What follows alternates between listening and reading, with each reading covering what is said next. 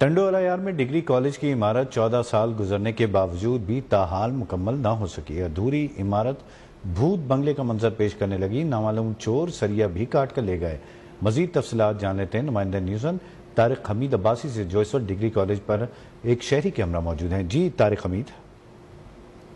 جناب، اس وقت میں موجود ہوں ٹنڈو الایار کی یو سی جو ہے کہ مشن کے اندر، جہاں پر جو ہے کہ 2010 میں یہاں پہ ڈگری کالج کا افتتاح کیا گیا تھا، بنیاد رکھی گئی تھی۔ سابق صوبائی وزیر جو تعلیم تھے پیر مظہر 2010 میں جو ہے کہ بنیاد رکھی تھی، مگر 14 سال کا عرصہ گزرنے کے باوجود بھی تاحال ابھی تک یہ بلڈنگ جو ہے کہ مکمل نہ ہو سکی ہے۔ حکومت سندھ کی جانب سے کروڑوں روپے کا جو یہاں پہ فنڈ تھا وہ لگایا بھی گیا تھا۔ 3 سال کا عرصہ یہاں پہ کام چلا، اس کے بعد جو ہے کہ یہاں کا ٹھیکیدار بھی غائب ہو چکا ہے، اور یہ بلڈنگ جو آپ دیکھ رہے ہیں اس وقت وہ بھوت بنگلے میں تبدیل ہو چکی ہے۔ میرے ساتھ یہاں کے مقامی شہری موجود ہیں، ان سے بات کرتے ہیں، اس حوالے سے ان کا کیا ہے، آپ بتائیں گے کس طرح سے؟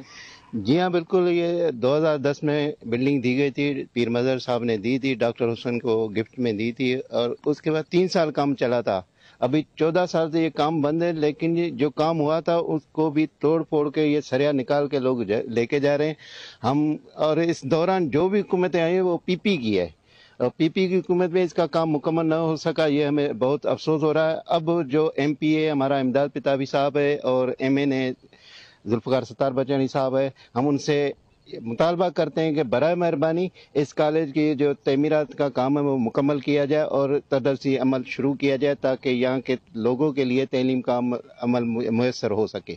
اپنے یہاں کے شہریوں کی بات نہیں، شہریوں کا یہی کہنا تھا کہ 14 سال کا عرصہ گزرنے کے باوجود بھی جو ڈگری کالج ہے اس کی جو ہے کہ تعمیر ابھی تک نہیں ہو چکی ہے۔ جو 3 سال کا کام چلا تھا، جہاں پر جو ہے کہ یہاں کے مقامی جو طارق حمید چودھری، طارق حمید عباسی، آپ